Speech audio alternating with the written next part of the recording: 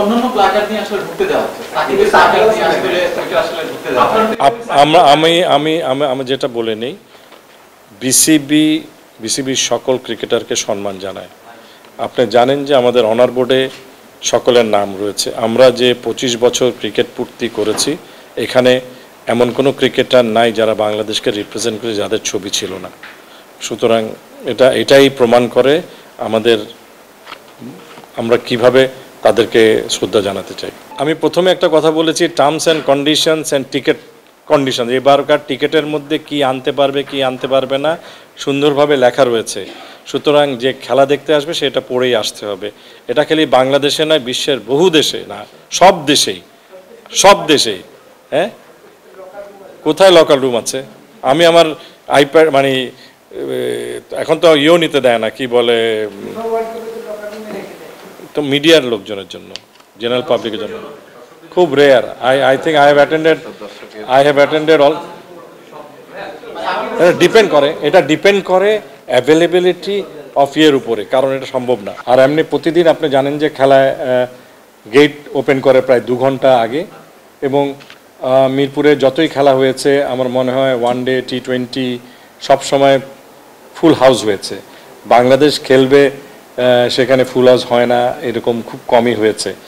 আর T20টা তো আরেকটু মজার খেলা, তো সেই জন্য আমি দর্শকরা আমার ধারণা যেহেতু খেলাটা সন্ধ্যায় অনেক আগেই প্রবেশ করবেন, এবং আমরা ও ধরনের রাশ এক্সপেক্ট করি না।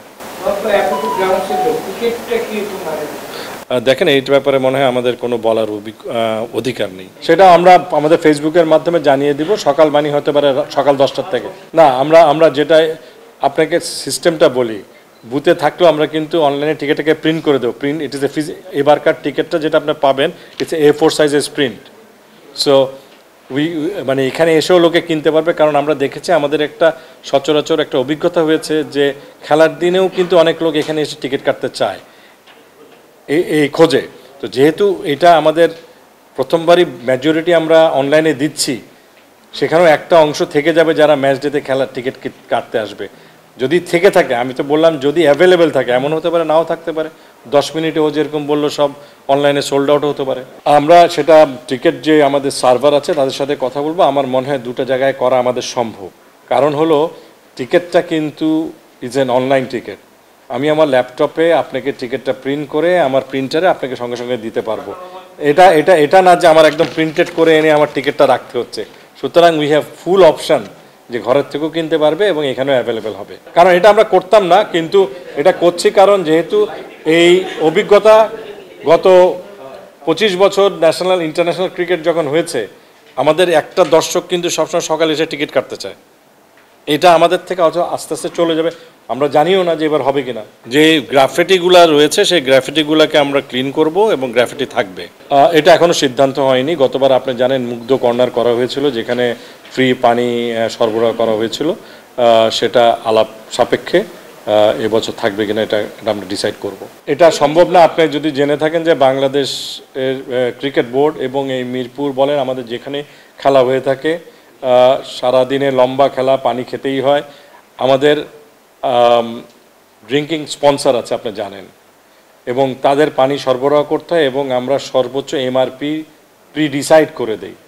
সুতরাং তার বাইরে কেউ বিক্রি করার কোনোভাবেই সম্ভব না, এবং আমরা এ ধরনের কমপ্লেন ক্রিকেটে অবশ্য পাইনি। আমরা মধুমতি ব্যাংক, আমরা প্রচলিত ব্যাংকিং এর পাশাপাশি আমরা স্পোর্টসেও স্পন্সর করে থাকি একদম আমাদের যাত্রা লাভের শুরু থেকে।